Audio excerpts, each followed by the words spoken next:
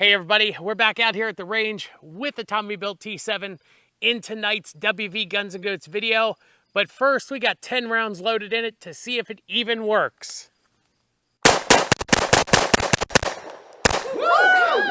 All the rounds fed fine and it locked back. Let's go ahead and get into it. 10 rounds without a problem. I hope that's a sign that this gun is fixed and stays that way. But I want to hear from all y'all down there in the comments section. Let me know, what do you think? Do you think the gun is fixed and is going to work for us for this video or not? While you're down there leaving a comment, go ahead and headbutt that subscribe button to join the herd here at WV Guns and Goats.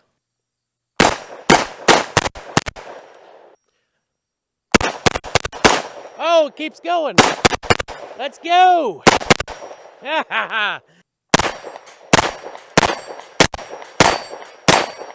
So as some of you may have seen my part 1 video on this gun, you already know the problems we were having with it, and I really hadn't expected to have to make a second video to this gun. I was thinking it was going to work well the first time, but I'm glad that we did have some problems because I get to tell you our experience with dealing with Tommybuilt Tactical. And I say our because this gun actually belongs to my buddy. He was nice enough to lend me the gun as well as the ammunition for both of these videos. After we talk about that, I'm going to address some of the comments that I received on the original video because it's got around 30,000 views and over 500 comments on it. It really blew up. Afterwards, I've got all 4 different types of 4.6 by 30 ammo that are out there on the civilian market.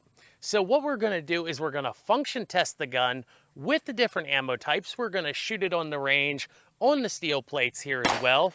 And we're also going to shoot some water-filled jugs to see just what that 4.6 by 30 round does to them. We're going to take all 4 different ammo types and we're going to put this gun in a rest at 25 yards so we can check the accuracy on it. So that's what we've got planned for tonight's video. But before we do any of that, let's go ahead and take a goat break.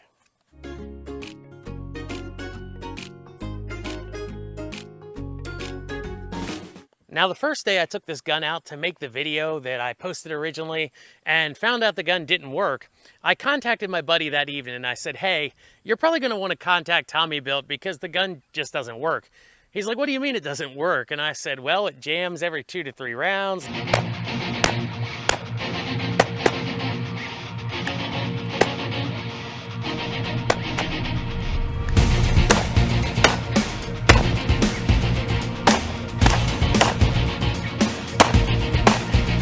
This is what I'm seeing in there.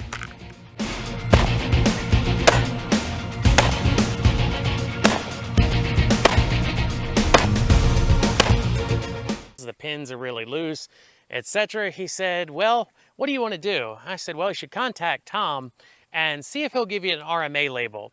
And he contacted him that night. Tom sent him a label, so super communicative there. And we waited about a week. We decided to order some more ammunition for the gun to see if it was ammo related. However, it wasn't because we took it out to the range and the gun still jammed every 2 to 3 rounds and it had to be cleared. So we both decided, let's send it back to Tommybuilt. And we did. It took about a week to get down there to Florida from West Virginia. And it arrived on a Thursday evening. By Friday afternoon, my buddy had an email saying, hey, I replaced the extractor in the gun. And I've also test fired it with different ammo types, and I've also tried different magazines. The gun is fixed now, and we're sending it back to you. Now, it did take a couple days to get back to us, but it is back, and I want to give a big shout out to Tommybuilt. At least our experience with dealing with his customer service has been great. The gun had a very quick turnaround time, so good customer service on his part. Now, the first thing I noticed when I got this gun back in my hands were the takedown pins had been tightened up quite a bit. I actually had to push them through with a tool. I could not just pinch them and pull them out of the gun. And then I removed the back plate from the gun and I noticed that the fire control group had also been worked on or replaced. It wasn't noted in the email, but when I opened this gun originally during my first video, the fire control group was this RAL color. And now it is black. So that's some of the things that may have been worked on when it was back at Tommybuilt. So let's talk about some of those comments I received on my original video. A lot of those comments shared the sentiment that a $3,500 gun should work right out of the box, and I 100% agree with you. In fact, stating that a $3,500 gun should work actually got me banned off the T7 Facebook group, because I guess they just couldn't handle the criticism that the gun didn't work and might have had some problems. I'm sure they'll see this video sometime. A lot of the other comments to that same sentiment were $3,500 paperweight. I'm not going to buy one. The gun is trash. I was thinking about buying one, but now I'm not sure if I will. And honestly, a lot of these comments could have been avoided from the people who claim that their T7 is working out there on the internet. All they would have had to do was come out, make a short video of your gun running like 10 rounds through it, and post it to YouTube or wherever out there on the internet. And then people could have seen a video of the gun working instead of about 4 other videos of the gun not working, because I was not the only person who had problems with their T7. In fact, I hope all those other people can get theirs taken care of. Now, a lot of the other comments were suggestions on how to get the gun to work. 1, did you lubricate the gun? Yes, I did. It was so wet that oil was actually dripping out of these M-LOK slots here. Another one was, did you try other ammo? We actually waited a week to get other types of ammo, and we brought it out and it's still jammed. Another one was, maybe you're limp wristing it. Well, I thought about that in my original video, because I brace it against my shoulder just like this to give it a very firm backing in case that was causing problems, and it's still jammed. And also, if you go to HK's website, the USA one or the German one of them, and under the MP7 section actually has an operator shooting the gun this way like a big pistol, and it says in the text you can shoot the MP7 with the stock deployed or not deployed. So I think HK believes you can shoot their MP7 any way you want. And also, one of the last ones that I saw a lot was, maybe you should try a suppressor for more back pressure. And this is targeted at a lot of gun owners who are going to have NFA items or are going to stamp this gun or buy the specific suppressor for it. However, it should work out of the box. It should not need an $800 NFA item to make the gun function. We're not talking about an MP5 SD here where it requires the suppressor. So those were some of the comments that I wanted to address, and I know a lot of you are now tired of hearing me speak, so let's go ahead and get to the shooting portion. A couple rounds loaded in the magazine. We're going to check our zero on the EOTech here on the white target with the green dot, and we'll see if it needs any additional zeroing.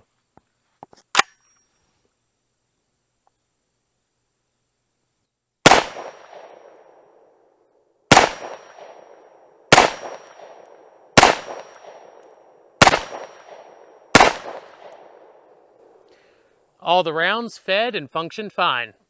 As always, I leave any malfunctions that I have with any firearm in my videos, whether it's a $600 Turkish shotgun or this $3,500 T7. I want to give you guys an honest look at any of the guns that I show off here on the range. Let's do some final zero checking. Same target as before, loaded fine.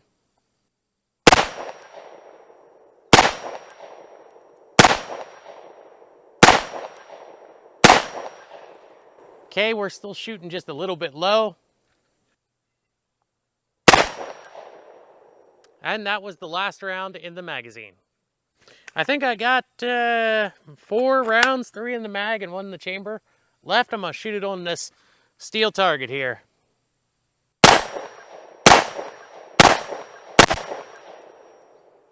So let's see if 4.6 has enough energy to knock down the plate rack here.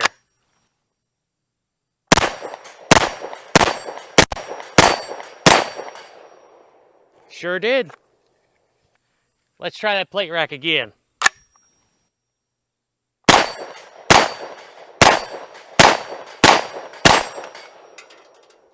Oh, a little bit of sparks on the last one. All right, we got the Defense Dynamics. This is a soft point bullet, 40 grain jacketed soft point at 1900 feet per second. Let's see how it does on the plate rack there and see if it gives us any kind of function issues. It fed into the chamber.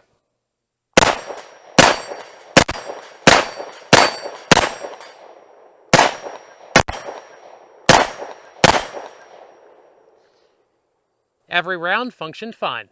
We got the Hornet D, because some people were picking on the Hornaday pronunciation. Hornet D Black, 4.6 by 30 millimeter. This is a 38 grain VMAX. It says 2,100 feet per second. Got those red VMAX tips. Let's see if it functions. Fed into the gun fine.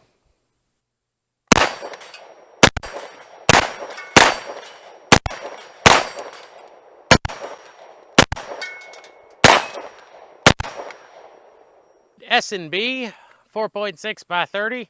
Full metal jacket, 40 grain bullet in the white box here.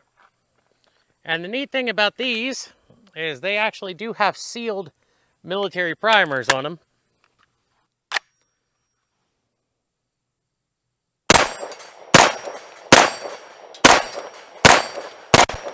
Oops.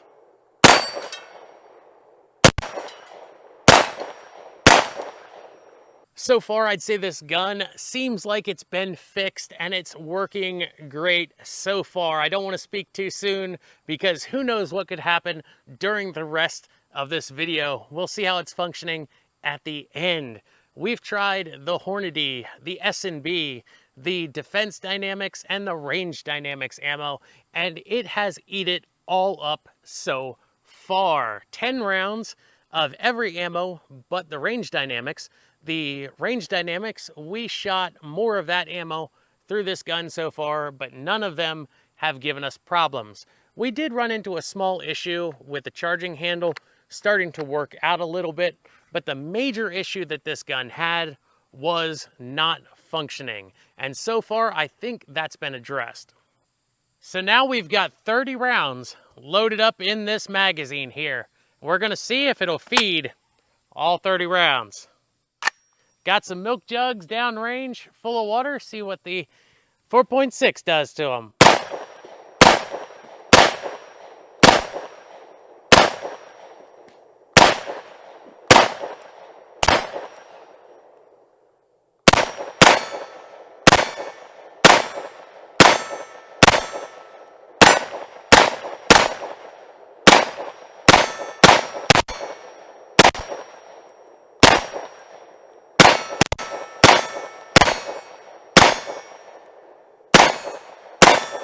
So that 4.6 did a number on these milk jugs here. Just tore them up, tore them apart. Here's the entrance hole right there, the exit hole in the milk jug. And then this one, it completely split apart.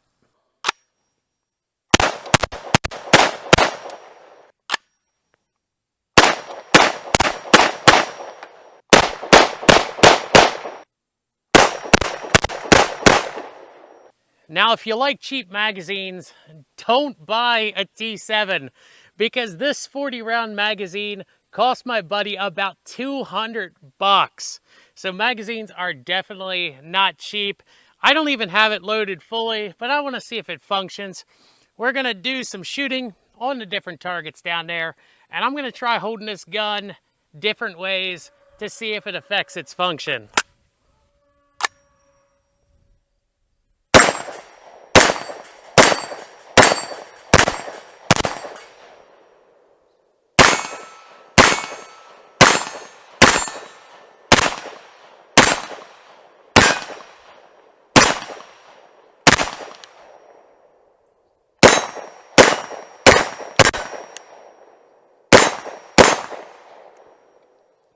And we're empty.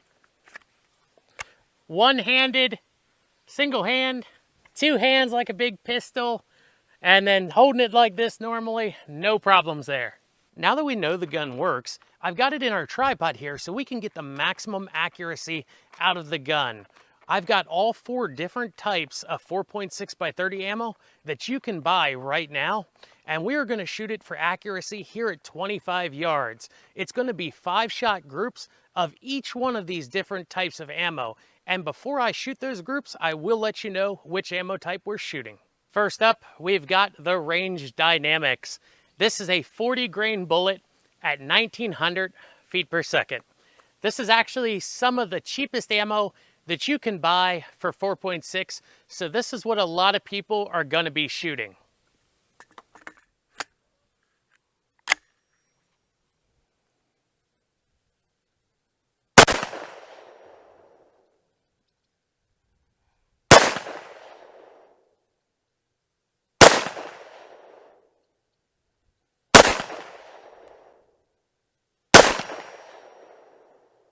Now we have our Defense Dynamics.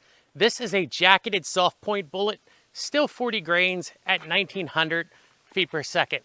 Now our optic was sighted in for about 17 yards, and I have not changed it since we've moved back here to 25. Let's see how the Defense Dynamics groups.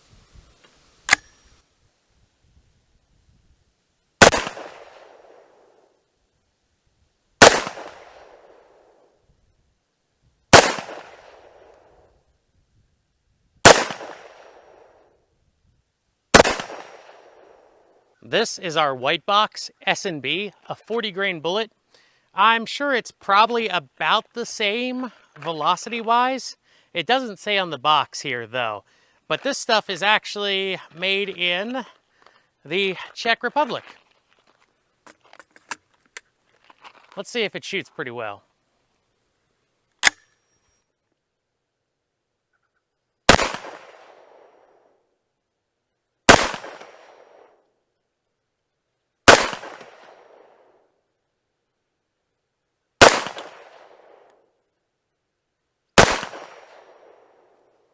And now we have the Hornady black ammo. This is actually a 38 grain bullet, so it's 2 grains lighter than all the other loads, and this advertises a 2100 feet per second velocity to it. Let's see how it groups here.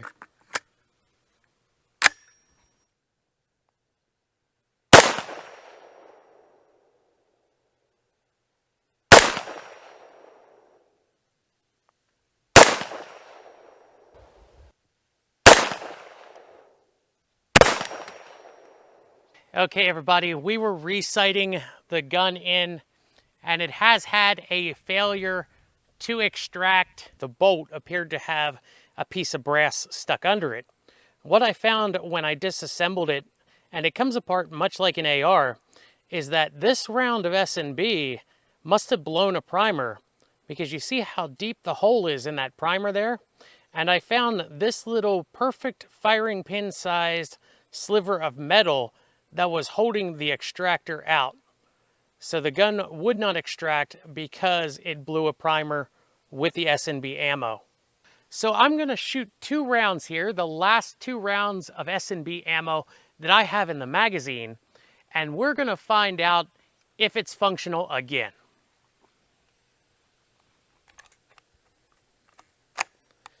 We are already loaded, ready to go. It ejected the spent round.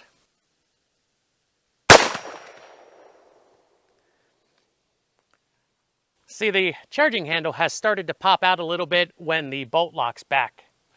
But the gun is functional now after we cleared that little piece of metal out from under the extractor. All right, we're gonna try the accuracy again now that we're better sighted in.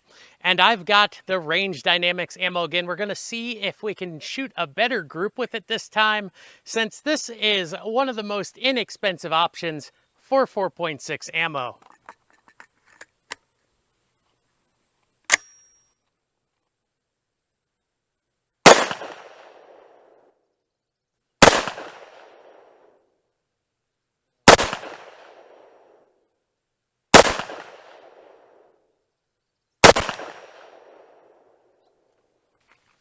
Now we've got the Defense Dynamics again, 40 grain jacketed soft point at 1900 feet per second.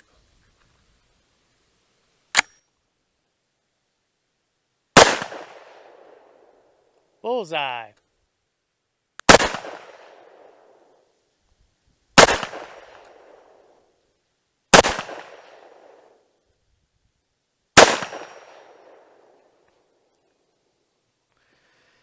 All right, here we have the S&B 40 grain SB46A, I believe is the model of this ammunition.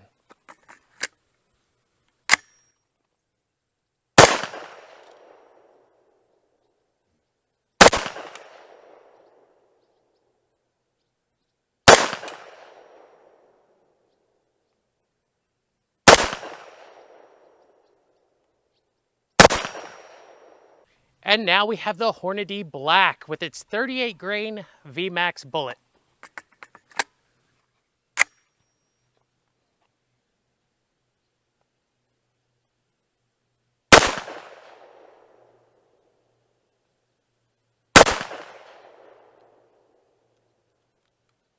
We have had a problem. We've had a failure to feed.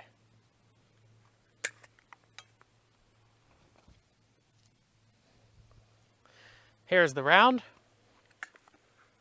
And also a failure to eject.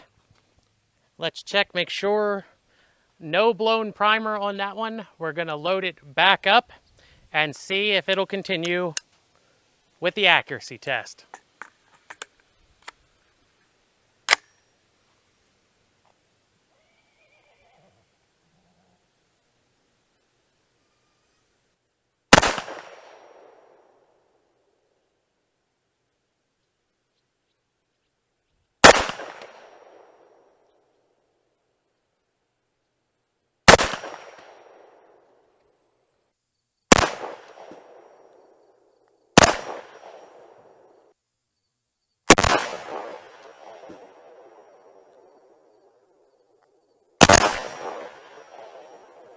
So everybody, as much as I'd like to say this gun came out here and ran 100%, well, I think it's more like 80%. Because even though it came back from Tommy fixed for the original issues that we sent it in for, which was not functioning past 2 to 3 rounds, we had a jam every time that had to be cleared, and these takedown pins being extremely loose, those 2 issues had been fixed when it came back. But in shooting it for this video, where we put around 200 to 300 rounds through it, on and off camera, well, some new problems have popped up that I would say put this gun at more of an 80% functionality overall. We are starting to have pierced primers, and that was causing a couple jams. And this charging handle here is very loose. During the video, when I'm shooting, you can actually watch this charging handle move in and out a couple times when the bolt cycles, and then when the bolt locks back, it kicks the charging handle out, and it has to be pushed in manually. But I guess it's kind of like if you take your car to the mechanic for one problem, and he fixes it, and then you get your car back, and it's doing great, and a week later, another problem pops up for you, and you have to get it fixed again. Well, you can't blame the mechanic for not fixing the new problem when he fixed the old problem, because he only knew about the problem that you were having at the time. It's kind of like this gun. We're gonna have to contact Tommy and say, hey, we've got these new issues with the gun. How do you recommend fixing it? And then when I hear back from my buddy when he contacts him and whatever solution they come up with, well, I'll let y'all know in a community post. So make sure you're subscribed to my channel so you don't miss that update. When the gun was working, it was a lot of fun to shoot. It was pretty low recoil and fairly accurate. And I'm glad I was able to shoot it out here on the range and bring y'all this video. So guys, this has been another WV Guns and Goats video. Thanks for watching. And remember, if you're not out there having fun shooting, what are you doing?